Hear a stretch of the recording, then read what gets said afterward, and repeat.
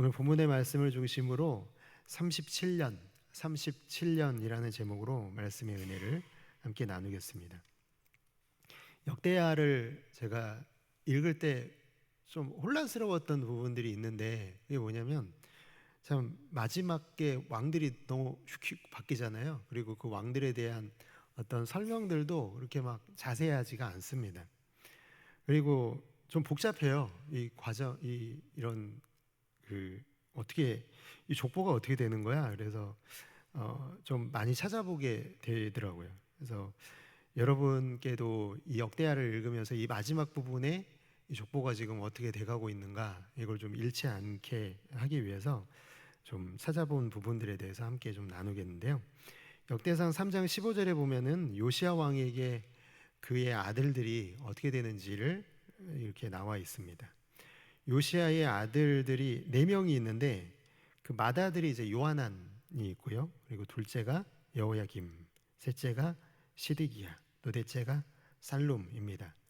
여러분, 우리 이제 요시야 왕이 16대 왕이고 이제 17, 18, 19, 20 이렇게 4명의 왕이 남았거든요. 그러니까 이제 17대부터 20대까지의 왕은 이제 다 요시야 왕의 자녀들인데, 그 중에 한 명은 손자입니다. 이제 그 부분이 좀 헷갈리실 것 같아서요. 이제 17대 왕이 누구냐면, 여기 넷째 살룸이라고 되어 있는데, 지난번에 살펴보셨던 여호아하스가 이제 4번째 왕인데, 이 넷째가 제일 먼저 왕이 됩니다. 그래서 근데 여기 보시면은 그 성경에는 언급이 안 되는 사람이 한 사람 있어요. 그 사람이 누구냐면 요하난입니다. 아마도 이제 학자들은 요하난이 성경의 왕위 계승 과정에서 전혀 나타나지 않는 걸로 보아서 그러니까 죽었을 것이다, 이렇게 추측을 합니다. 맏아들 요하난은 제외를 하고 첫 번째 왕이 넷째가 되고, 그 다음이 누구죠? 둘째 여호야김. 여호야김. 그 다음 이제 18대가 여호야김이고 19대가 누굽니까? 여호야긴. 그러니까 여호야김의 아들 여호야긴이, 오늘 우리가 읽은 9절과 10절에 나오는 여호야긴이 이제 19대 왕이고요. 그리고 마지막으로 이 셋째 시드기야가 이제 남유다의 마지막 왕이 됩니다. 족보 정리가 이제 좀 되시죠? 그런데 이제 이것뿐만이 아니라 굉장히 이 국제 정세가 혼란스럽잖아요. 그래서 제일 중요하게 보셔야 될 게 북쪽에는 이 바벨론이, 저번에 이제 담임 목사님 말씀하셨던 것처럼 갈그미스 전투를 통해서요, 이제 완전히 그 패권, 이 고대 근동의 패권을 다 차지하게 되는데, 아직 눈에 가시같이 남아 있는 나라가 있는데, 그게 어디냐면 남유다의 아래쪽에 있는 애굽이죠. 그러니까 애굽과 이 바벨론 사이에 샌드위치처럼 껴있는 남유다는요, 사실 이제 망할 일만 남았는데, 그 과정에서 이 친바벨론이냐 아니면 친애굽이냐에 따라서 계속 이런 왔다 갔다 하는, 왕들이 왔다 갔다 하다가 바벨론에 의해서 이제 폐위되는 일들이 일어나게 됩니다. 둘째 여호야김 왕이 이제 애굽과 바벨론 사이에서 이 외교를 하다가 꽤 오랜 기간을 버티기는 했지만, 잠시 이 바벨론이 애굽을 침략했다가 사실 그 침략해서 정복을 하려고 했는데 실패하거든요. 그래서 돌아갑니다. 그러니까 이 남유다는 이때가 우리가 독립할 수 있는 기회가 아닌가 해서 바벨론을 배신을 하게 되는데, 이제 그때 여호야김 왕이 잘못 생각한 거죠. 이게 하나님의 뜻이 아닌데 바벨론을 배신했다가 이제 멸망이 아니라 이제 바벨론에 의해서 정복당하고 이제 여호야김 왕은 죽습니다. 여기 보면은 역대하에서는 끌려갔다라고 되어 있는데, 열왕기 하에서는 그가 죽었다라고 얘기를 한 것으로 보면은 열왕기 하의 기록이 이제 끌려가서 죽은 것으로 생각할 수가 있습니다. 이제 그런 상황 가운데요, 이 바벨론과 이 애굽 사이에 이 줄타기 외교를 하는 상황에서 이 바벨론에 의해서 함락돼 후에 바벨론이 세운 왕이 누구냐면 여호야긴. 이제 그가 9절에 보면은 8세에 세워졌다고 되어 있는데 열왕기 하에서는 18세로 되어 있는데 아마도 열왕기 하의 기록이 맞을 것이라고 생각을 합니다. 이제 열왕기 하의 18세의 나이에 여호야긴이 유다의 19대 왕이 되죠. 9절에서도 보면은 나와 있지만 이제 여호야긴 왕은 겨우 100일 동안 남유다를 통치합니다. 정확한 이유가 나와 있지 않지만 아마도 그는 아버지 여호야김처럼 이 친바벨론이 아니라 반바벨론 정책을 펼치다가 이제 바벨론의 공격을 받게 되고 바벨론이 포위를 했을 때 항복을 하고 포로가 되어 끌려가게 됩니다. 근데 이제 이 모든 이런 상황들을 보면서 성경이 내리는 평가는 굉장히 단순한데요. 역대하 36장 9절의 말씀, 이게 좀 같이 한번 읽어볼까요? 자, 시작. 여호야긴이 왕위에 오를 때에 나이가 8세라.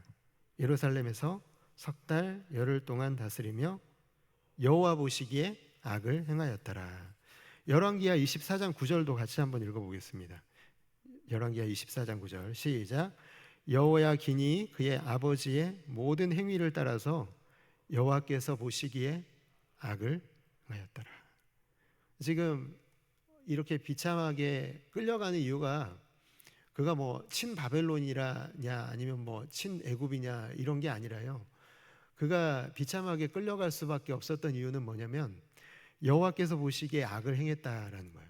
이 여호야김 담임 목사님 말씀하셨던 부분들 새벽 이슬기도회 때도 말씀하셨지만 참 악한 정책을 펴고 악한 그런 행동들을 많이 했거든요. 근데 그 모습을 보고서 아무것도 배우지 못했다는 거예요. 비록 그가 정말 어려운 때 왕이 되기는 했잖아요. 18살 왕이 뭘 할 수 있겠습니까? 100일 동안에 그가 뭘 할 수 있었겠어요. 그러나 그럼에도 불구하고 그에게는 기회가 있었다는 거예요. 하나님을 붙들어야죠. 야곱이 하나님을 붙들고 씨름했던 것처럼 하나님을 붙들고 이 남유다를 구원해 달라고, 남유다가 위기에서 건져 달라고. 우리가 정말 너무너무 잘못했지만 하나님 진노 중에라도 긍휼을 잊지 마시도록 그렇게 구했어야 되는데 아버지 여호야김의 악행을 그대로 행하고 있는 이 아들의 모습이요. 아버지의 최후를 보면서도 아무것도 배우지 못한 이 여호야긴 왕은요, 결국 참 비참하게 끌려가게 됩니다. 바벨론으로 끌려가서요, 아마 종신형을 선고받고 계속 감옥에 있었거든요. 옥에서 뭐 늙어 죽을 날만 기다리고 있었겠죠. 죄수의 몸이 되어서요.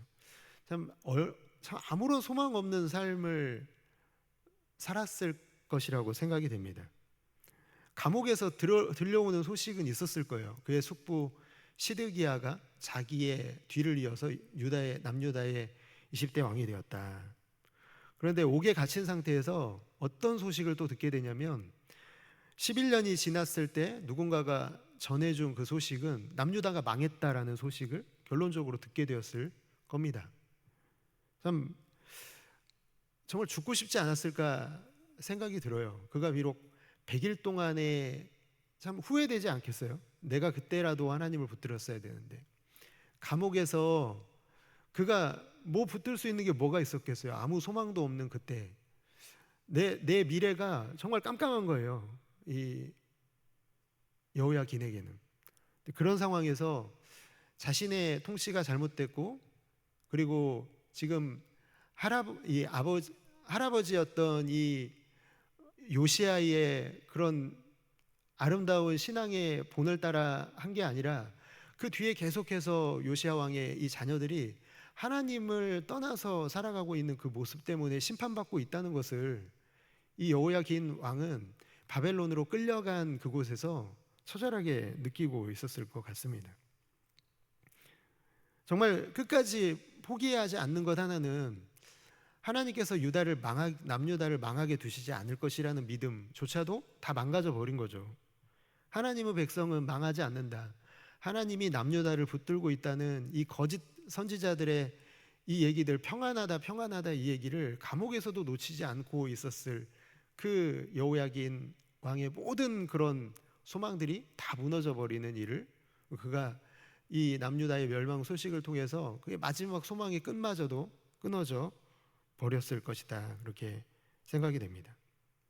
정말 아무 소망이 없다고 생각했던 그 감옥에서의 삶에서요, 정말 여호야긴에게 꿈에서조차 상상하지 못했던 일이 실제로 일어납니다. 예레미야 52장 31절 말씀 이렇게 되어 있습니다. 유다 왕 여호야긴이 사로잡혀간 지 37년, 곧 바벨론의 에월므로닥 왕의 즉위 원년 12째 달 25째 날, 그가 여호야긴 왕의 머리를 들어주었고 감옥에서 풀어주었더라. 놀랍죠? 제가 오늘 말씀의 제목을 37년이라고 지은 이유가 거기에 있습니다. 여러분, 37년이라는 그 시간은요, 모든 소망이 그냥 다 망가져버린 시간 아니었겠습니까? 나는 여기서 끝났어 라고 생각이 되는 그 시간, 남유다의 멸망을 감옥에서 바라봐야 했던 여호야긴 왕. 참, 그런데 남유다를 멸망시켰던 이 바벨론의 느부갓네살 왕이 죽고 그 다음에 왕이 된 이 에월므로닥이 여호야긴을 37년 만에 옥에서 풀어주었다는 것이죠. 그 머리를 들게 했다라는 것은 그의 지위를 다 회복시켜줬다는 얘기거든요. 그러니까 바벨론에 의해서 멸망당하고 잡혀온 수없이 많은 왕들 중에서도요, 그가 특별 대우를 받았다라는 거예요. 죄수의 몸으로 옥에서 인생을 마감할 줄 알았던 이 여호야긴 왕이 자녀들과 같은 식탁에서 식사를 할 수 있고 사는 동안 필요한 것을 공급받을 수 있는 혜택을 누리게 되었다. 여호야긴 왕이 뭐 선에서 풀려난 게 아니죠. 그가 한 게 뭐가 있습니까? 능력이 있어서도 아니고요, 그가 선에서도 아니고요, 아무것도 한 게 없는 그때에 그가 풀려난 것은 오직 하나님의 말씀, 그게 원인이었다라는 것입니다. 사무엘하 7장 16절의 말씀에 보면은 이렇게 되어 있습니다. 내 집과 내 나라가 내 앞에서 영원히 보존되고 내 왕위가 여전히 견고하리라 하셨다 하라. 이게 선지자 나단을 통해서 다윗에게 하신 말씀이거든요. 다윗이 이게 언제냐면 이 밧세바와의 이 불륜 사건 이 뒤에 나단이 찾아와서 한 얘기예요. 회개하고 나서. 그러니까 정말 비슷하죠. 모든 게 끝난 것 같고 하나님의 용서를 받을 수 없는 이런 상황 가운데 있었던 그때에 하나님은 놀라운 약속을 하시는 거예요. 가장 정말 이렇게 비참한 상황에 있는, 절망 가운데 있는 때에 소망의 말씀을 하나님 하신다라는 거죠. 그런 자격이 아무것도 없는 때에 하나님은 절망이 아니라 소망으로 말씀하신다는 거예요. 다윗과 맺은 하나님의 언약이 끝난 게 아니라, 나라가 망해서 끝난 게 아니라 이 말씀의 약속은 끝나지 않았다라는 것을 하나님께서 오늘 이 말씀을 통해 여호야긴 왕을 통해서 우리에게 말씀하고 계신 줄을 믿습니다. 하나님의 말씀은 여러분 신실합니다. 말씀이 있기 때문에 오늘 우리는 세상을 살아가면서 소망을 품을 수가 있는 거예요. 하나님의 약속의 말씀을 우리가 붙들고 있다면 우리는 절망 중에 있더라도 소망을 품어야 되는 것이죠. 마가복음 5장에는 회당장 야이로의 그 이야기가 기록이 되어 있는데 12살 된 어린 딸이 병에 걸려 죽어가고 있을 때 그가 예수님 앞에 달려나아가 엎드려 간구하게 됩니다. 주님, 빨리 오셔서 내 딸이 죽어가고 있는데 살려주십시오. 예수님과 함께 딸을 고치러 가는 와중에 회당장의 사람이 와서 어떤 얘기를 들려주냐면, 당신의 딸이 죽었으니까 더 이상 예수님을 귀찮게 하지 마십시오, 그렇게 얘기를 합니다. 여러분, 이 말을 들은 야이로는 얼마나 절망했겠습니까? 절망 가운데 빠져서 뭐 일어날 힘조차 없는 야이로에게 예수님이 말씀하시죠. 두려워하지 말고 믿기만 하라. 절망 가운데 있는 이 야이로에게 주님이 하신 말씀은 오늘 우리에게도 동일하게 하신 말씀이죠. 우리가 인생 속에서 얼마나 많은 상황 가운데 두려움에 빠지는 일이 있습니까? 절망 가운데 빠지는 일이 있습니까? 근데 그런 때에 우리가 좌절하거나 절망하지 말아야 될 이유는 주님은 언제나 우리에게 소망의 말씀으로 붙들고 계시기 때문에 그렇습니다. 사랑하는 내 아들아, 사랑하는 내 딸아, 두려워하지 말고 믿기만 하면 내가 너의 앞길에 너를 가로막고 있는 모든 것들을 뛰어넘어 네가 정말로 아름답게 살아갈 수 있도록 내가 너를 도울 것이다. 딸이 고침받을 것이 아니라 죽어버린 딸조차도 다시 살려내는 것이 나의 능력이다. 이런 말씀을 우리 주님께서는 오늘 우리에게 동일하게 하고 계시는 것이죠. 하나님이 살아계시기 때문에 오늘 우리의 인생은 절대로 절망으로 끝나지 않음을요, 야이로의 딸의 그런 이적을 통해서, 또 오늘 37년 만에 풀려나는 여호야긴 왕을 통해서 주님이 여전히 우리에게 말씀하고 계십니다. 나라가 망했다고 끝이 아니라, 딸이 죽었다고 끝이 아니라, 기적을 일으키시는 우리 주님은 우리의 인생을 절대로 절망으로 끝나게 하지 않으실 것임을 믿으시는 성도 여러분들이 다 되시기를 주님의 이름으로 축복합니다. 우리 주님은 부활의 주님이십니다. 우리 주님은 절망과 사망의 권세를 다 깨고 이기고 살아나신 주님이십니다. 절망이 주님을 만나면요, 그 앞에서 산산조각이 나는 것입니다. 우리가 주님 앞에 어떤 절망과 어떤 아픔을 가지고 가더라도 우리 주님은 그 모든 절망, 그 모든 아픔을 산산조각 내시고 그 뒤에 숨겨져 있는 소망을 우리 앞에 보여주실 것입니다. 그렇기 때문에 여러분, 우리 눈에 때로는 아무것도 보이지 않을 때도 있을 거예요.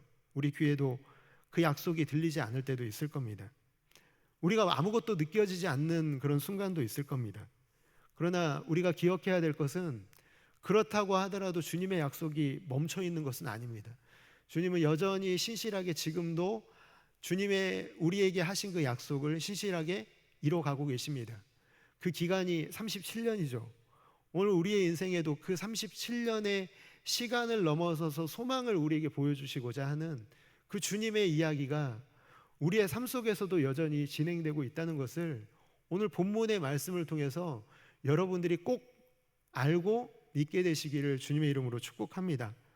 절망처럼 보이는 이야기 속에 그 소망이 반짝반짝 빛나고 있다는 것을 오늘 우리가 발견할 수만 있다면, 우리는 어떤 절망이 와도 오뚜기처럼 아무리 넘어뜨려도 다시 일어나게 될 것입니다. 왜냐하면 하나님께서 자신을 의지하는 자를 다시 일으켜 세우셔서 소망을 품게 하실 것이기 때문에 그렇습니다. 다시 한번 말씀드립니다. 여러분을 향한 하나님의 뜻과 계획은 변함이 없습니다. 하나님은 지금도 일하고 계십니다.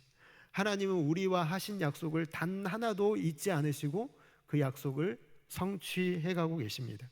그것을 신실하게 이뤄가고 계시는 하나님의 은혜를 통해서 절망 뒤에 다시 나타나는 소망을 바라면서 기쁨과 감사와 찬송으로 저와 여러분에게 주어진 삶을 아름답게 살아가시는 아름답고 귀한 성도 여러분들 모두가 다 되시기를 주님의 이름으로 축복합니다.